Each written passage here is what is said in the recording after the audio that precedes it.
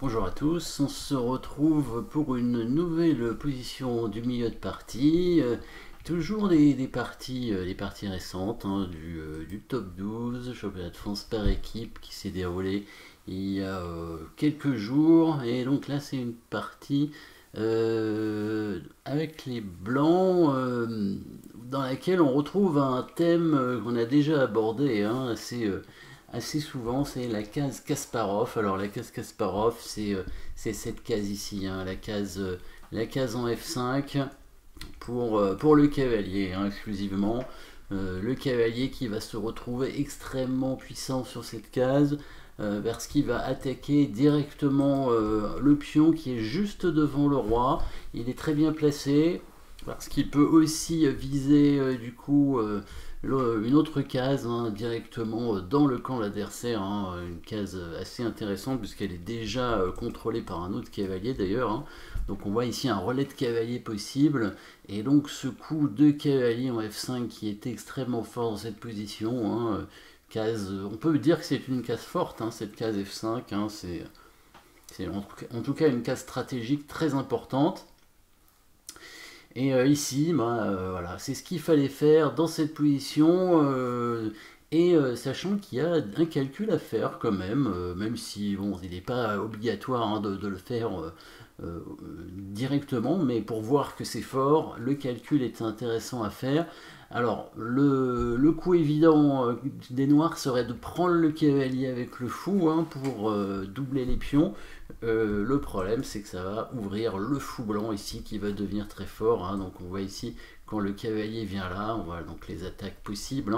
Le fou, s'il prend le cavalier, le pion reprendrait. Donc ça crée effectivement un pion doublé pour les blancs, mais ça ouvre surtout les diagonales, enfin la diagonale blanche pour le fou et la tour en direction du pion en E5 ici. Donc la menace directe sur ce pion E5 était assez embêtante. Alors on pourrait continuer un tout petit peu la variante, sachant que les noirs ont la possibilité de bouger leur tour en protégeant leur cavalier. Alors à quoi ça sert? C'est aussi un peu pour déclouer le cavalier qui était bloqué parce qu'il y a la tour derrière. Donc la tour pourrait bouger, doit bouger pour essayer d'éviter ça. Et l'idée, si jamais les blancs prennent ce pion en E5, les noirs reprendraient, la tour reprendrait, les blancs gagneraient un pion, mais il y aurait une contre-attaque possible avec ce pion qui avance ici.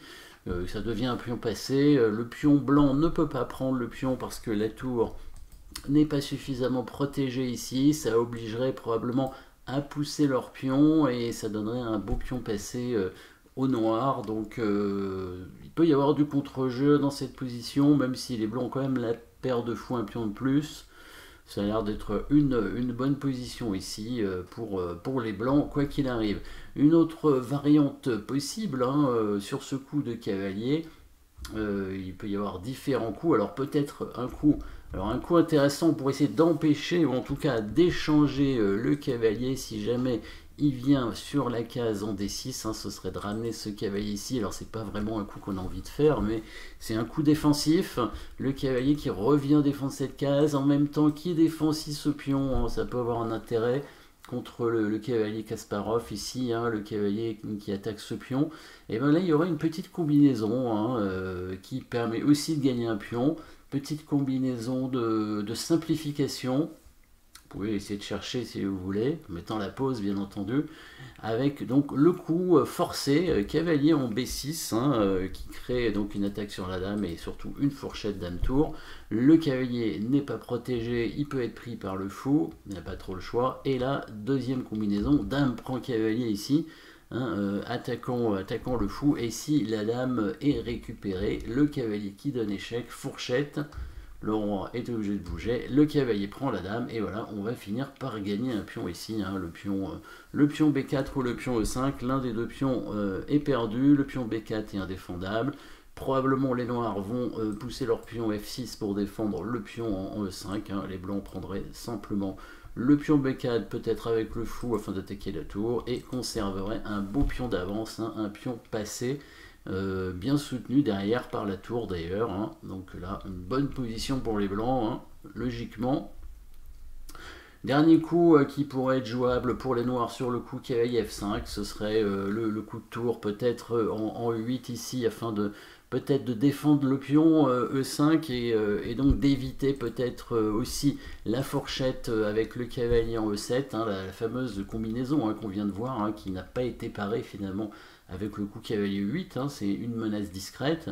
Donc tour E8 qui permet donc de parer la menace, mais qui ne permet pas de parer l'autre idée des blancs, qui est donc de venir sur cette case en D6, hein, tout en attaquant la tour. On remarquera ici un problème de pièces hein, chez les noirs. Hein. Si jamais la tour vient en E6 par exemple, on prendrait le fou en C8, le tour reprendrait et le fou blanc viendrait faire une enfilade sur les deux tours. Donc ici ce coup de cavalier en F5 qui prenait un avantage stratégiquement gagnant normalement. Voilà, dans la partie, il n'y a pas eu ce coup, hélas. Hein, voilà, j'ai joué le coup F4 qui me permettait quand même de créer un duo de pions, mais qui n'est pas suffisant pour prendre un avantage aussi important. Finalement, la partie s'est terminée par la nulle, alors qu'avec le coup cavalier F5, je pense qu'il a eu des problèmes. Hein. Voilà, merci d'avoir suivi cette petite position de milieu de partie et à très bientôt.